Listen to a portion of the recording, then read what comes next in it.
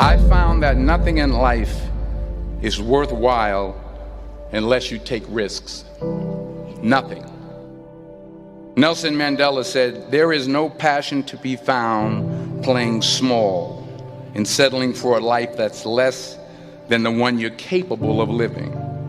Now, I'm sure in your experiences in school and applying to college and picking your major and deciding what you want to do with life, I'm sure people have told you to make sure you have something to fall back on. Make sure you got something to fall back on, honey. But I never understood that concept, having something to fall back on. If I'm going to fall, I don't want to fall back on anything. I want to fall forward. I figure at least this way I'll see what I'm going to hit. Without consistency, you'll never finish.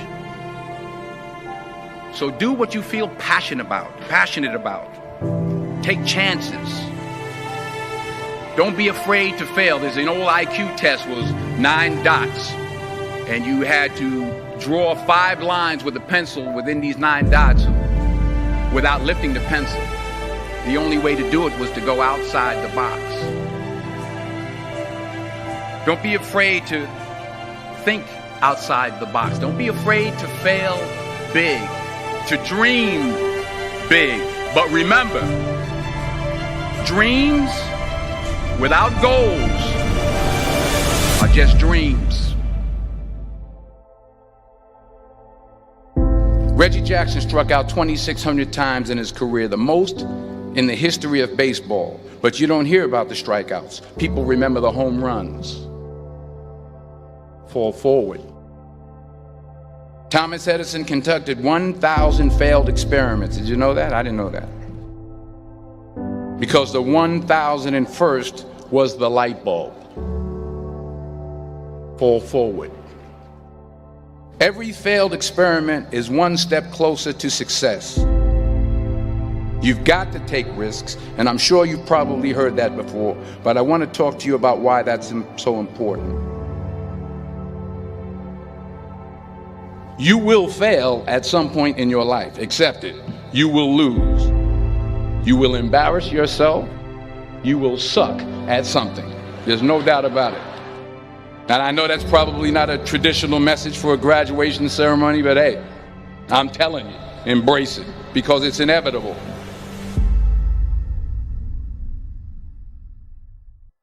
In the acting business, you fail all the time. Early on in my career, I auditioned for a part in a Broadway musical. Perfect role for me, I thought, except for the fact that I can't sing. I didn't get the job. But here's the thing. I didn't quit. I didn't fall back. I walked out of there to prepare for the next audition, and the next audition, and the next audition. I prayed. I prayed. And I prayed. But I continued to fail and fail and fail. But it didn't matter, because you know what? There's an old saying, you hang around the barbershop long enough, sooner or later you're going to get a haircut. So you will catch a break, and I did catch a break. Last year, I did a play called Fences on Broadway. But here's the kicker. It was at the Court Theater. It was at the same theater that I failed that first audition 30 years prior. The point is, every graduate here today has the training and the talent to succeed. But do you have the guts to fail? If you don't fail, you're not even trying. I'll say it again. If you don't fail, you're not even trying. To get something you never had, you have to do something you never did. Just imagine you're on your deathbed, and standing around your deathbed are the ghosts representing your unfulfilled potential. The ghost of the ideas you never acted on. The ghost of the talents you didn't use. And they're standing around your bed, angry, disappointed, and upset. They say we came to you because you could have brought us to life, they say. And now we have to go to the grave together. So I ask you today, how many ghosts are going to be around your bed when your time comes?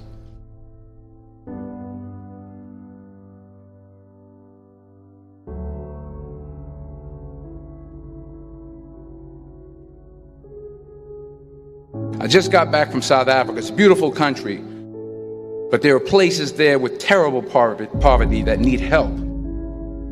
And Africa is just the tip of the iceberg. The Middle East needs your help. Japan needs your help. Alabama needs your help. Tennessee needs your help. Louisiana needs your help. Philadelphia needs your help.